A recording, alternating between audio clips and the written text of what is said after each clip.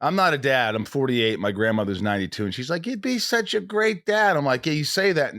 And then you have the kid. And then you're like, Yeah. and then I know how much I get mad at myself.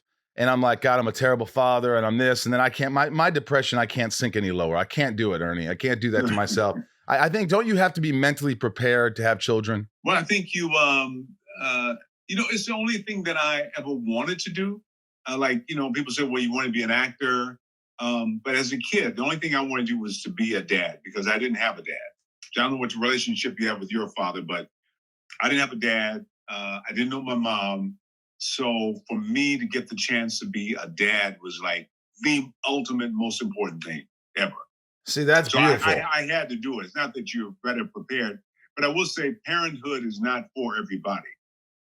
And that's definite. Well, I look at that. I look at your story, and I don't think a lot of people know that, but you didn't know your father, and your mom passed away when you were just a couple months old. And I'm like, I had parents. I was from a dysfunctional family. I mean, we are dysfunctional. I mean, the more you sit here with me, you will realize that, Ernie. But most families are. I know nobody gets a clear break. Every family, in one way or the other, some though more than others, I will admit. But they're all dysfunctional.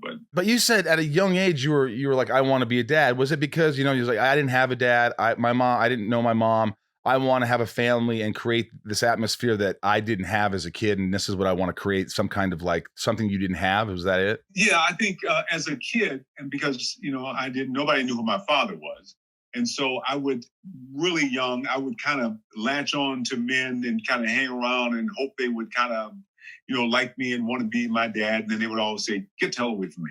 And I was always so I thought, when I grow up, I'm going to be a good dad and I'm going to do all the things that nobody did with me. And so, it was my way, I thought, of, doing and giving and being there for somebody the way nobody was ever there for me. But I realized later on that your issues are your issues, not theirs. But still, I will say being a parent was the best thing ever happened to me. I think kids will make you more than what you are. You dig so deep.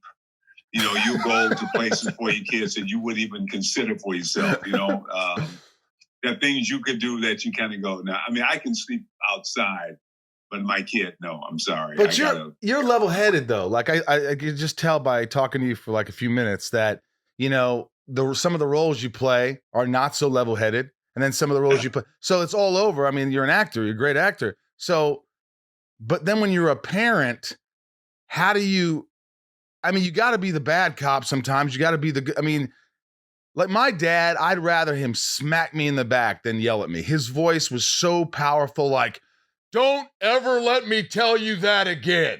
And I was like, oh my God. It was just terrifying. Like, did you have to hold yourself back? Because kids could piss you off. And the worst kids are kids that aren't yours. When you have kids over your house with your friends' kids and they break shit, you can't reprimand the child. You have to say, John, could you talk to your child that just broke my my Star Wars toy that I shouldn't have as a 48-year-old man?